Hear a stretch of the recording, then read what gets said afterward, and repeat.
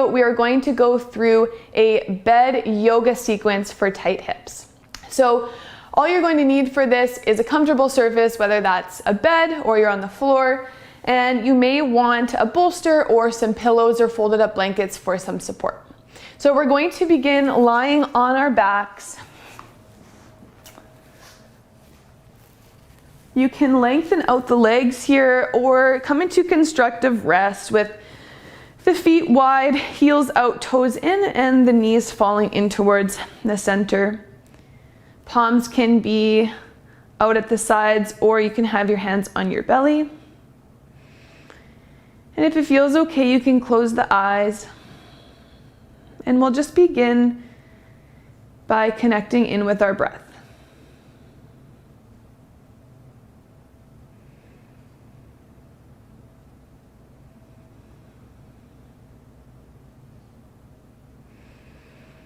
No need to change anything about your breath, just starting to notice your inhales and exhales.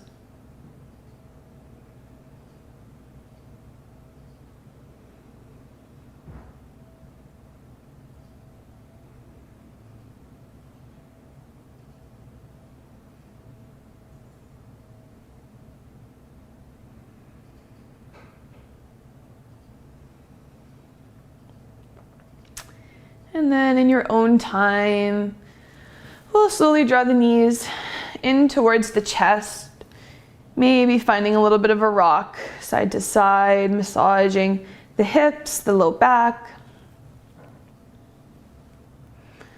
And then we'll grab onto each knee with our palms and coming into some hip circles. So doing this in whatever way feels good. So maybe drawing the knees away from each other in big circles. Or you could keep the knees together and draw circles, massaging the low back here.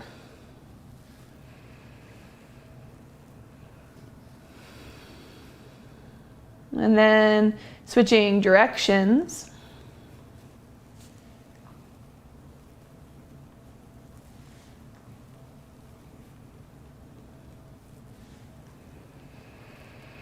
Staying connected with your breath. And then finding stillness, we'll draw the right knee into the chest, left leg can be bent or straightened out. Pulling the right knee towards the chest just as much as is comfortable. Deep breaths, expanding the belly.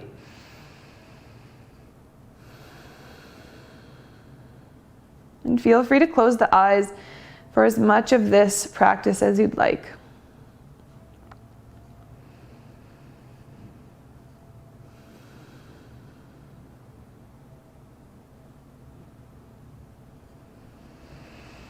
On your next exhale, we'll gently release the right leg. Change the clasp of your hands and then draw your left knee into the chest. So the sequence is a great way to start the day if you wake up with stiff or painful hips, or a nice way to wind down before bed, relax the nervous system, and get your body a little bit more comfortable before you go to sleep.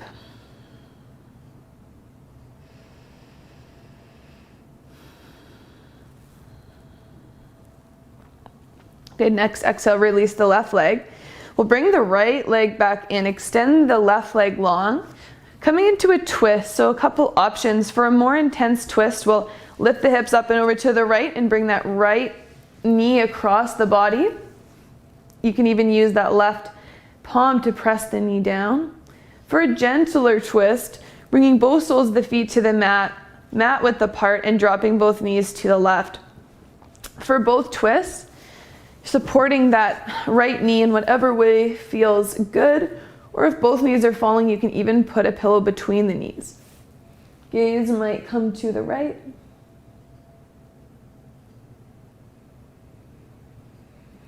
Breathing space into the outside of the right hip, and then each exhale, releasing a little bit more into the posture.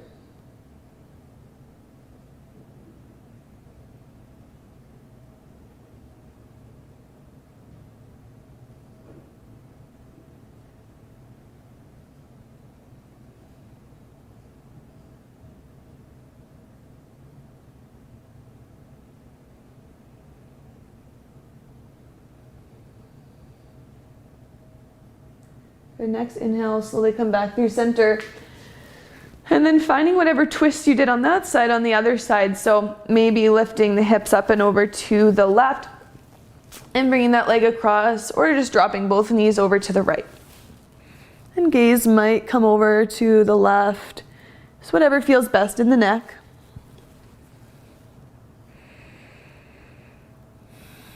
Finding your breath.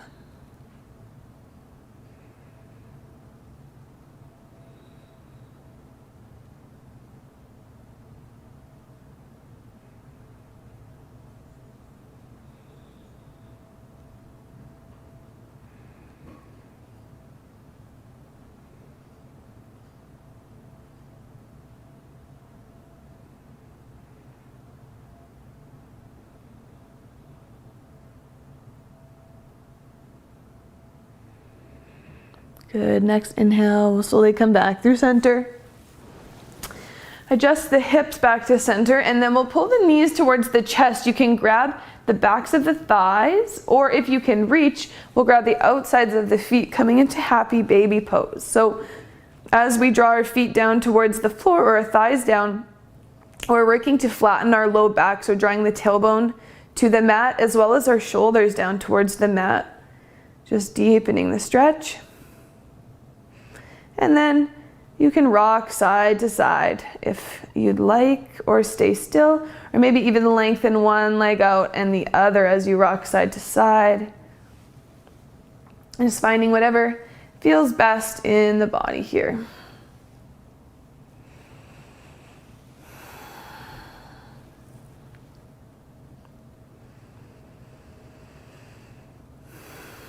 Next exhale, releasing. For these next two postures, option to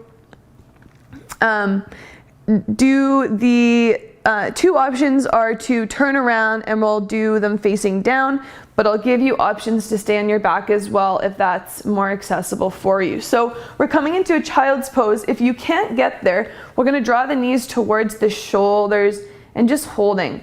So same position as a child's pose, just with less pressure on the hip and knee joints. If you're coming into child's pose, toes together, and the further apart you bring your knees, the more intense the hip stretch will be. You might want to bring some pillows or blankets in front of you for support. We're going to hinge at the hips, fold forward, and finding support for the head. So whether that's on a support or on stacked palms, finding a way to relax the neck and jaw. You can even place a pillow between the thighs and your shins to take some of the stress off the knees.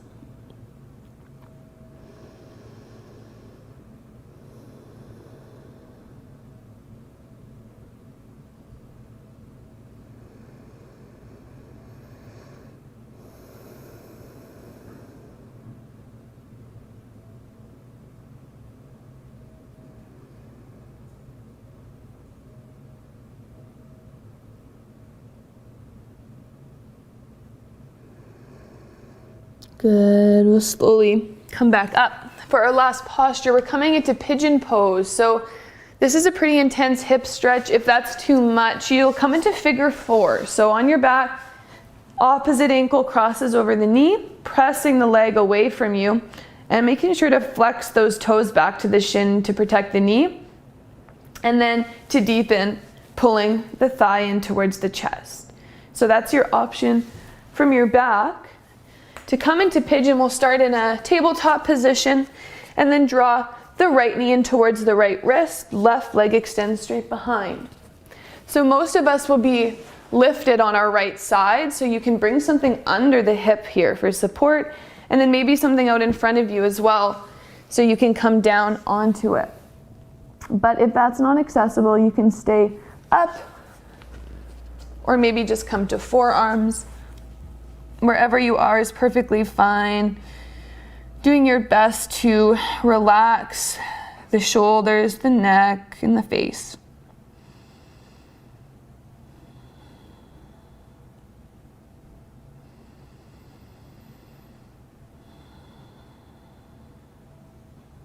Thinking about pulling the right hip back, the left hip forward.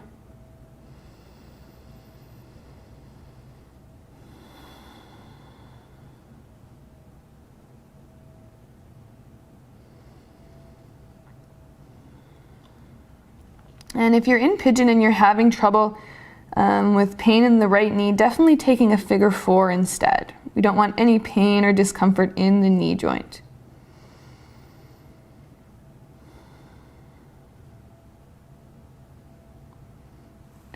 We'll slowly come back up, taking your time to come back into a tabletop, and then we'll bring the left knee in, or changing sides for your figure 4.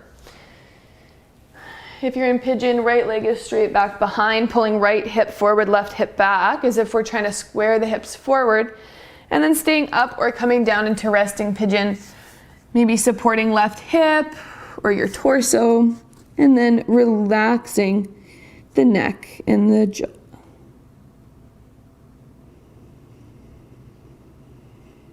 And if the mind's wandering, each time you notice, gently bringing your attention back to your breath.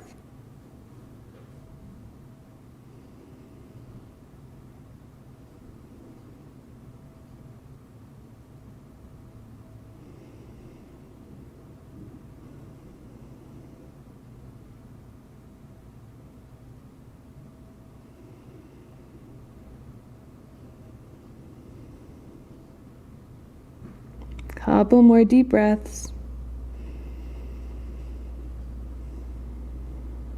Relaxing even more each exhale.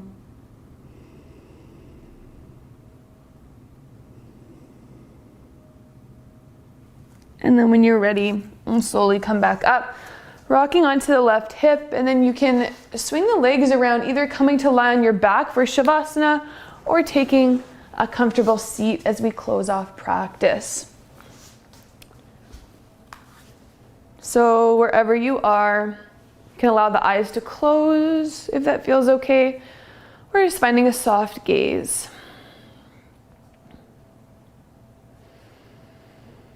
Relaxing through the space between the eyebrows, relaxing the jaw and the shoulders.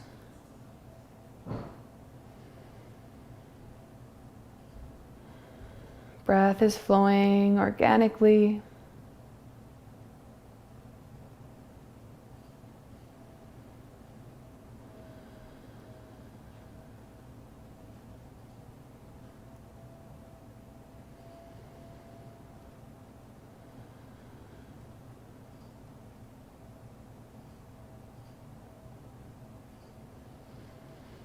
Sending yourself some gratitude for showing up and doing this work for your mind and your body. I invite you to stay in this seat and breathe, or in your Shavasana, for as long as you can. Thank you so much for joining me. Take care. Namaste.